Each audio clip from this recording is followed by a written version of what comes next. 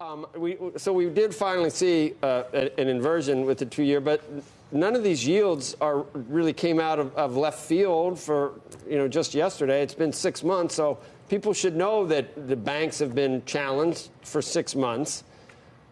Should there be new lows in the bank stocks, or are we getting to the point where the word's already out on these things? Is it time to buy?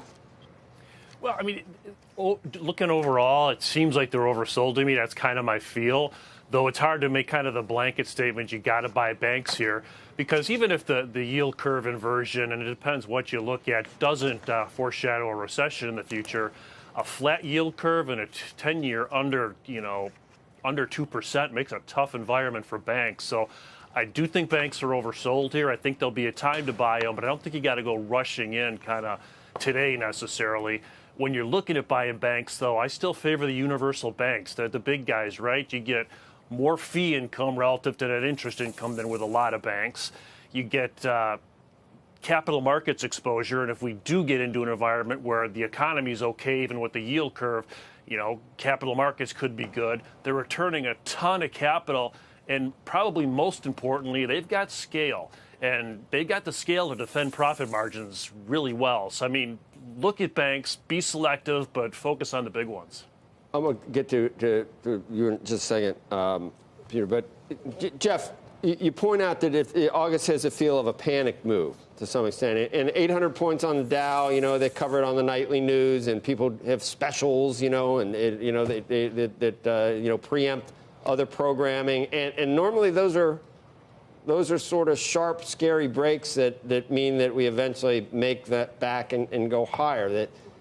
Do you worry more about the slow sort of sickening decline that takes a long time and just happens in pieces, or these sharp breaks which seem to just shake out the weak hands so that the people that want to own them long term are able to buy them cheaper?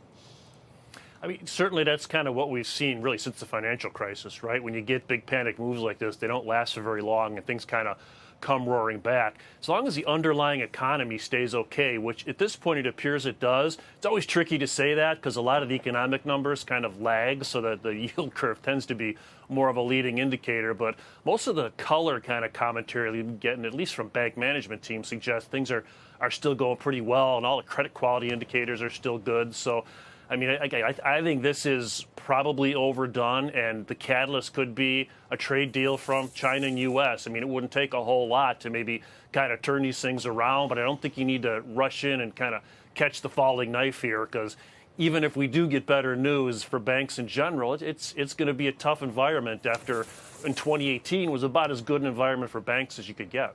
So, Jeff, following with that point, what are you hearing from loan officers when they see what's going on in the global economy? Are they tightening lending standards? What are they seeing on the demand side for loans? Are companies looking to tap credit facilities just as sort of backups? We're not hearing so much about the demand for loans going away, though I kind of preface that with loan growth has been pretty sluggish for a while, so it's not like it was terribly strong to begin with.